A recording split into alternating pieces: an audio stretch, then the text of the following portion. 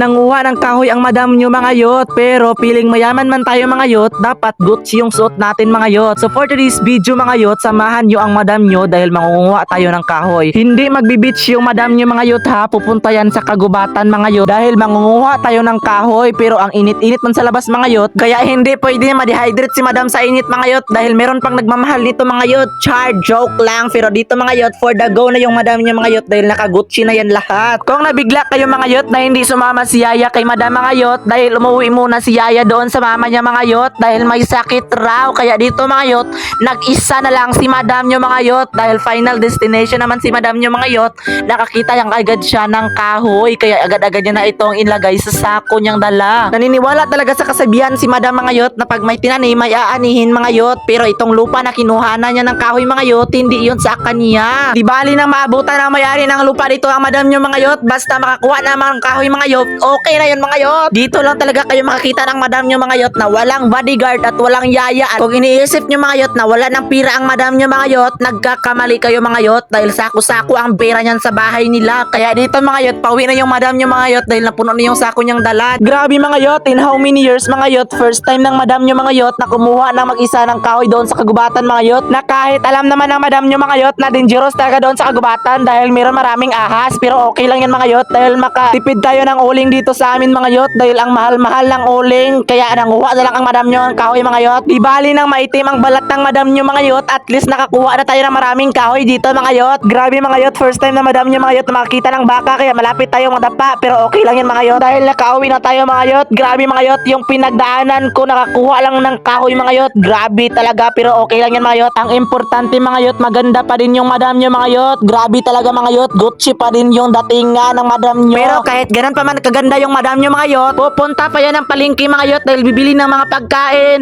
Madam! Yaya! Bakit? Ano ba kasi yung ginagawa mo dyan madam? Uy! Naghahanap ako ng signal dahil tatawagan ko yung jowa ko. Ay, himala madam no? May tumangka pa pala sa ganyang muka. Anong sabi mo? Gusto kang wala kang sahod ngayong buwan? Ha? Gusto mo? Sorry madam. Tumahimik ka dyan. Pero madam, bilisan mo na kasi dyan madam dahil magsasayang pa ako dun madam. Sabi tumahimik oh. Mura man niya siya no? Ay.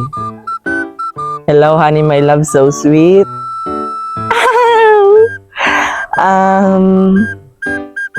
Kumusta ka? Bullshit! Maghiwalay na tayo, ha? Bullshit ka!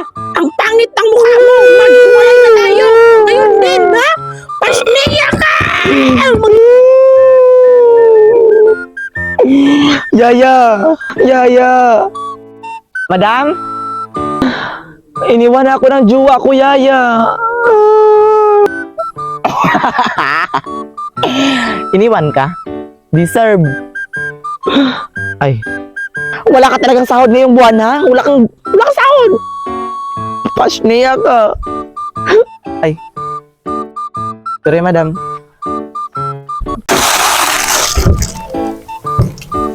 Hala, parang hindi mabukas ang rep ni madam. Madam!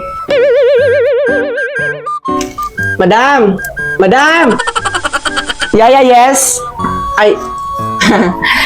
Paano to buksan yung rep mo, madam? Bakit may password kasi ito, madam? Oy, hindi mabukas, madam. Hindi mo alam password? Maglalagay lang ako ng bulad, madam. Bakit hindi mabukas? Ah, sige, wait lang. Open sesame. Bakit hindi siya mabukas, madam? Madam! Madam, bumukas siya, madam!